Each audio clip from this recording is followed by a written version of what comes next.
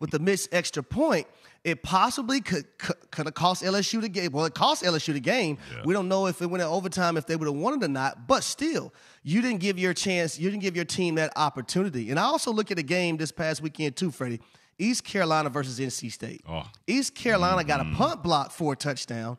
But not only that, they missed the extra point to tie the game. Yep. The kicker had another opportunity to win it in regulation and missed another kick. Special teams matter. We see last night with LSU 2 muff punts, a blocked extra point, and then a missed field goal. You think about all of that, LSU could have won that game easily last night, but they did it. And Brian Kelly, who's getting all that money to bring a family atmosphere down to Baton Rouge in the LSU. Check out what he had to say after losing a game that many people believe his team had no business losing to Florida State. I was proud of our resolve. We battled, but, you know, we just have to learn how to play the game the right way, and that is for 4 quarters. We didn't play with the kind of sense of urgency that I want for 4 quarters, and that was evident in our play. We didn't tackle very well. We couldn't get off the field on 3rd down.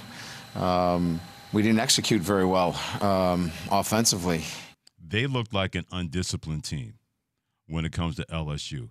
We can say, Harry, all we want about, okay, you missed the field goal that was blocked, the extra point was blocked, the muff punts and everything. But even outside of that, they look like an undisciplined football team. I go back to the targeting penalty that happened when Travis throws the touchdown pass to Pookie Wilson down the sideline. And he lunged and launched and helmet-to-helmet contact. That's what happens when we have a team that was not being disciplined mentally and physically. And we saw that from an LSU team that has a lot of talent, Harry. But that undiscipline, that lack of discipline, that cost them last night. And they better be careful it doesn't cost them even more games in a rugged SEC that went 13-1 over this weekend. And the only loss was LSU to Florida State last night. Yeah, and that undisciplined play we seen last year in the National Football League with the Dallas Cowboys and how it hurt them, and then how it trickled over this year into preseason, and they still haven't got that fixed. That play that you're talking about was B.J. Ojulari, the little brother of Azeez Ojulari, who played at Georgia, and he's going to be a pro. He's going to be a phenomenal player. I actually love his game.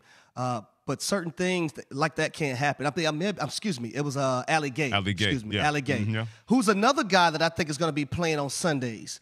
And one of the LSU's best player, whether it's offensively or defensively or special teams. Yeah. But certain things like that you just can't do. And then not only that, though, getting the field goals, block an extra point, and then a regular field goal as well, that's all about being disciplined, all about trusting one another.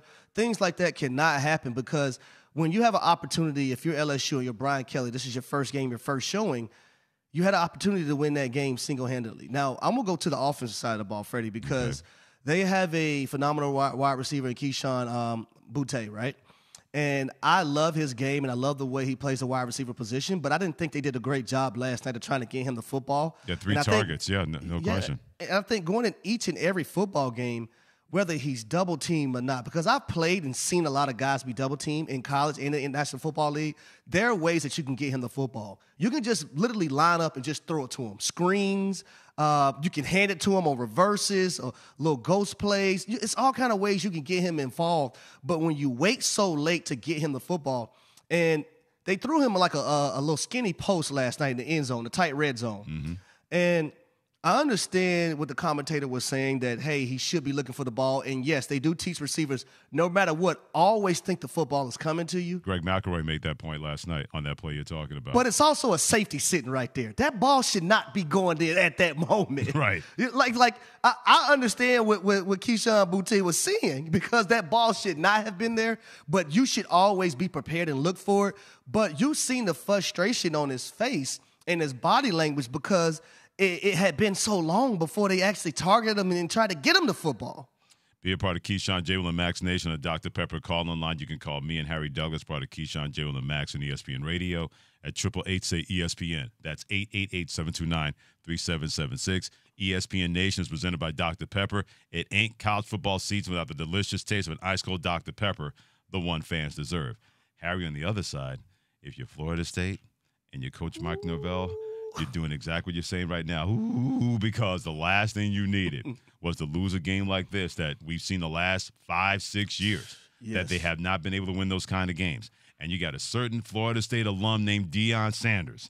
Prime time. Yeah, prime time. Doing his thing at Jackson State.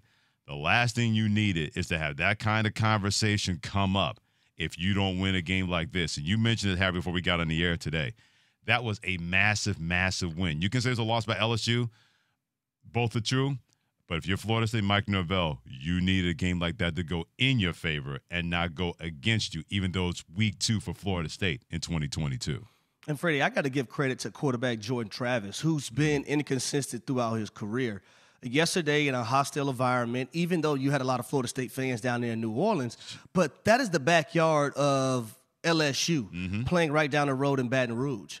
And he was able to make the plays necessary with his arm and with his legs to get them a victory. And I just love to see young players like that progress and show that they can, get better over time. Right. Because there was times last year or the year before, like you're like, man, Jordan Travis might not be the guy.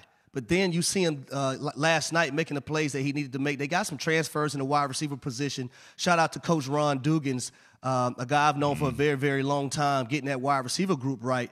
But then when you have a quarterback in place that can make the throws that you're seeing right now, and if you're listening, that I'm about to talk about, the touchdown, you see the trick play.